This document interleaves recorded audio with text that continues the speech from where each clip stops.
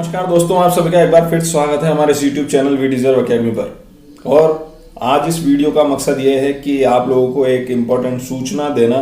Exam अभी सिर्फ third year वालों के ही होंगे और फर्स्ट ईयर सेकंड ईयर वालों को प्रोविजनली प्रमोट किया जाएगा। प्रोविजनली के बारे में मैं आपको बता दूं, प्रोविजनल का मतलब होता है सशर्त, यानी एग्जाम तो उनके भी होंगे। तो जैसा कि मैं कह रहा था, बिना एग्जाम लिए डिप्लोमा कभी नहीं मिलेगा, बिना एग्जाम लिए बोर्ड कभी भी आपको सर्टिफिकेट नहीं देगा, और बिना एग्जाम लिए कोई पास नहीं होता। हमारी शिक्षा पद्धति ऐसी है, एग्जाम तो देना ही पड़ेगा, आगे ना पीछे एग्जाम जरूर होगा। तो प्रोविजनल प्रमोट किया जाएगा फर्स्ट ईयर सेकंड ईयर वालों को। पर जैसे ही ये कोरोना में थोड़ी सी नॉर्मलेंसी आएगी, थोड़ी सी चीजें आसान होगी, तो इन सबका भी एग्जाम होगा। तो जब थर्ड ईयर वालों का एग्जाम होगा जुलाई दूसरे सप्ताह से, तो जैसा कि कहा गया है कि भाई सेंटर बढ़ाए जाएंगे, सोशल डिस्टेंसिंग का ध्यान रखते हुए सेंटर बढ़ाए जाएंगे। तो चांसेस हैं, जैसा कि मैंने पहले भी कहा था, संभावनाएं हैं, होम सेंटर्स आने के पूरे चांसेस हैं आप लोगों के। एक बात। दूसरी बात, जो एक्स स्टूडेंट्स हैं या जिनके थर्ड ईयर में बैक है, तो वो अभी थर्ड ईयर के जो एग्जाम होंगे उनके साथ ही दे सकते हैं। जिनके फर्स्ट ईयर सेकंड ईयर में बैक है, उनका क्या होगा, वो जैसे ही फर्स्ट ईयर और सेकंड ईयर के एग्जाम होंगे तो उनके साथ अपने बैक के पेपर देंगे, उनके साथ बैक क्लियर करेंगे, ठीक है। और इसके अलावा पर इन सबके ऊपर एक खास बात और है कि ये तो अभी मीटिंग की सूचनाएं हैं, मीटिंग के मिनट्स हैं, मीटिंग के आधार पर जो हमें न्यूज मिली है उसके आधार पर हम आपको सूचना दे पा रहे हैं। पर एक्चुअल डिसीजन डीटीई के ऑर्डर आने के बाद ही पता चलेगा, क्योंकि ऐसा भी हो सकता है कि सचिव साहब तो कह रहे हो कि भाई प्रोविजनली प्रमोट करें, पर डीटीई आपस में फिर डिस्कशन करे और सचिव साहब को इस बात पे कन्विंस कर सके उसे प्रोविजनली प्रमोट करने की बजाय परमानेंटली प्रमोट कर देते हैं। संभावना है, जरूरी नहीं है। या ऐसा भी हो सकता है कि प्रोविजनली प्रमोट ना करे और ऐसा निर्णय निकले कि नहीं, इसके बाद थर्ड ईयर के बाद 10-15 दिन में फिर सेकंड ईयर फर्स्ट ईयर के एग्जाम करवा लेंगे, सेशन भले डिले हो जाएगा पर एग्जाम करा के आगे बढ़ेंगे। तो दोनों ही बातें हैं। तो एक्चुअल पिक्चर जो क्लियर होगी वो डीटीई के ऑर्डर के बाद ही क्लियर होगी।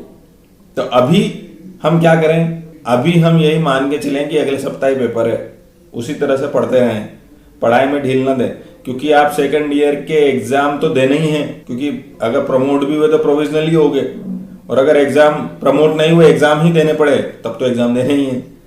तो पढ़ाई में ब्रेक नहीं लगना चाहिए। ये मत सोचना कि भाई प्रमोट होएंगे अब तो थर्ड ईयर का ही पढ़ेंगे, फर्स्ट ईयर सेकंड ईयर वालों को, मतलब फर्स्ट ईयर वाले हम सेकंड ईयर का पढ़ेंगे और सेकंड ईयर वाले हम थर्ड ईयर का पढ़ेंगे, ऐसा नहीं। पढ़ाई तो जारी रखो, क्योंकि एग्जाम तो देने ही है, ऐसा नहीं है कि एग्जाम नहीं दोगे। और थर्ड ईयर वालों को क्या है सीन, थर्ड ईयर वाले क्योंकि जुलाई सेकंड वीक में एग्जाम देने हैं, तो मुश्किल से 30 दिन बचे हैं आज से, बीच में 1-2 दिन 3 दिन इधर उधर के निकाल दो, तो मोटे मोटे 30 दिन बच रहे हैं।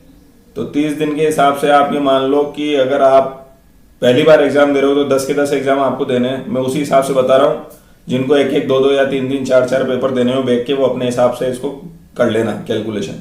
तो 30 दिन में कम से कम आपको 10 सब्जेक्ट हैं, तो 200 से 300 तक आपको हर सब्जेक्ट में ऑब्जेक्टिव कर लेने चाहिए अच्छे से।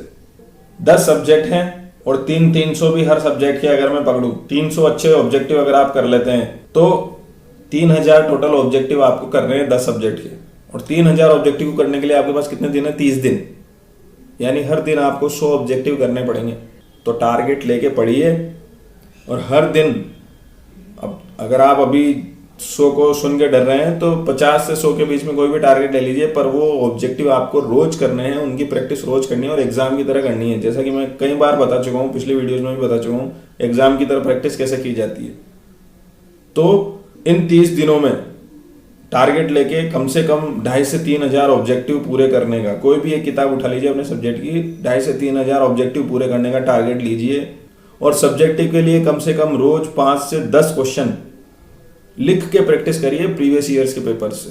प्रीवियस ईयर्स का पेपर उठाइए और उसमें से कोई भी 5 या 10 क्वेश्चन, कोई 5 करेगा, कोई 6 करेगा, कोई 7 करेगा, कोई 8 करेगा, कोई 9 करेगा, कोई 10 करेगा, जिसकी जितनी कैपेसिटी हो, मतलब कम से कम 5 तो आप करिए ही सही, उनको लिख के प्रैक्टिस करिए। अगर ये 2 काम आपने कर लिए इन 30 दिनों में, तो जो पहली बार दे रहा है उसके बैग तो आ ही नहीं सकती, और जो अभी तक इस बैग के बोझ को ढो रहा है उसकी बैग निकल जाएगी। अच्छा मौका है, सुनहरा मौका है एग्जाम, ये जो एग्जाम का पैटर्न है। तो ये 2 काम कर लो, ये स्ट्रेटेजी है, यही प्लानिंग है इन 30 दिन की। टारगेट लेके पढ़ो कि 30 दिन में हमें कम से कम 2 से 2.5-3 हजार क्वेश्चन टारगेट करने ऑब्जेक्टिव के, और रोज के 5 भी अगर आप मानो तो 500 क्वेश्चन प्रीवियस ईयर्स के हो जाने चाहिए मिनिमम, बता रहा हूँ। 5 या 15 150 क्वेश्चन ही होते हैं इसके ऊपर। 30 दिन में कम से कम आपके 450-500 क्वेश्चन हो जाने चाहिए 10 सब्जेक्ट के, तो नैया पार हो जाएगी। और ये इस स्थिति में भी जो टेंशन वाली और चिंताओं वाली स्थिति बनी हुई है, इसमें भी आप अच्छा परफॉर्म कर जाएंगे, ठीक है ना।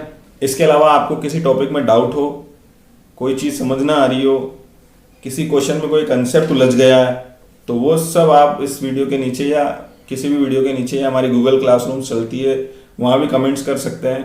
हम पूरी कोशिश करेंगे कि जल्दी से जल्दी आपका डाउट क्लियर हो और आपकी तैयारी अच्छी बनी रहे, ठीक है। तो ये सारी सूचनाओं के साथ आज का वीडियो यहीं समाप्त करते हैं। बहुत बहुत धन्यवाद। देखते रहिए, सीखते रहिए और लगातार प्रैक्टिस करते रहिए only with We Deserve academy.